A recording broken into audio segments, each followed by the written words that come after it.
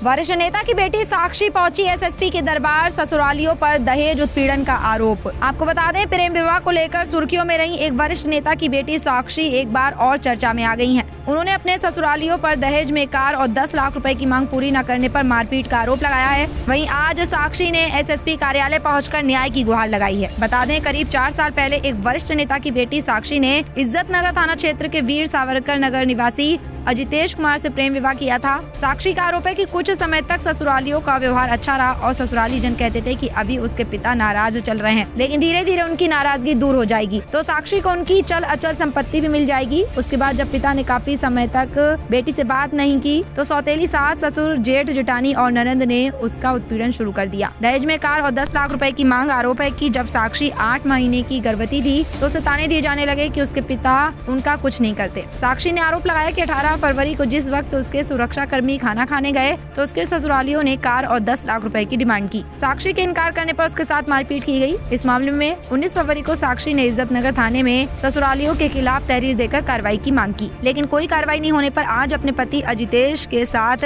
SSP कार्यालय पहुंचकर इंसाफ की गुहार लगाई है। बच्चों को बताया नाजायज। वहीं साक्षी ने अपने शिकायती पत्र में बताया कि जब उसने एक बच्चे को जन्म दिया तो उसकी ससुराल वालों ने उस मासूम को नाजायज बताया। साथ ही अपने जेठ पर गलत नीयत रखने का भी आरोप लगाया है। वहीं आज साक्षी ने शिकायती पत्र के माध्यम से अपने ससुर, सौतेली सास, जेठ, जेठानी और ननद के खिलाफ कार्रवाई की मांग की है। बरेली से आशु बेग की रिपोर्ट।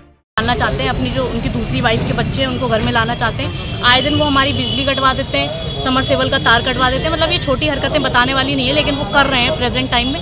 18 तारीख को हमारे सुरक्षाकर्मी जब खाना खाने गए हुए थे तो उन्होंने कैमरे में से देख लिया था और इनके अजितेश के बड़े भाई और अजितेश के चाचा और अजितेश के फादर ऊपर आके मुझे धमकी देने लगे कि अपने घर से कुछ लेकर नहीं आई है और यहाँ पर आके बिजली जलाएगी हमारी। इस तरह से दहेज की मांग करने लगे कि तू हमारे किसी काम की नहीं है, अब तेरा पिता विधायक भी नहीं रहा तो तू हमारा कुछ नहीं कर पाएगी। लेकिन मैं शांत रही थी क्योंकि मुझे पता था वो लोग रिकॉर्ड कर रहे होंगे। मैंने एक आवाज़ नहीं निकाली अपने मुँह से और 2 बार वो झूठी शिकायत कर चुके हैं मेरी थाने में, मेरे हस्बैंड की और मेरी। उस वजह से हमें 107-16 का नोटिस भी आया।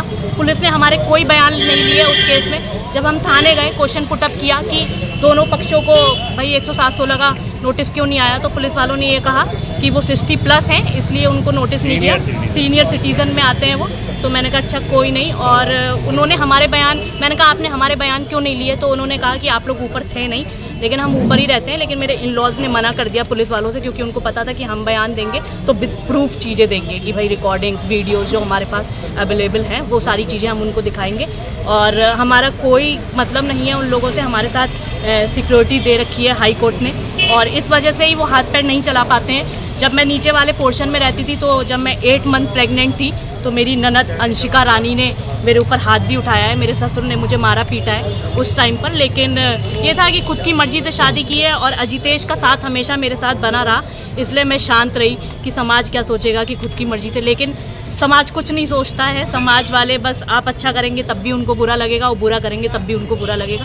तो गलत के खिलाफ हमेशा आवाज़ उठानी चाहिए और यही मेरा कहना है। ब्लॉगिंग स्टार्ट करी है तब से शांत हुए। जब से हमने अपना चैनल बनाया है साक्षी अजितेश ब्लॉग्स करके, हमारा यूट्यूब पर चैनल है, उस पर हमने बातें बताना चालू की, जो सिचुएशन से मैं गुजरी हूँ, जो चीज़ें मेरे साथ हुई, जो मेरे बच्चे के साथ हुई। मतलब मेरे 3 दिन के बच्चे के साथ तक उन्होंने बुरा करा मेरे इन-लॉज ने।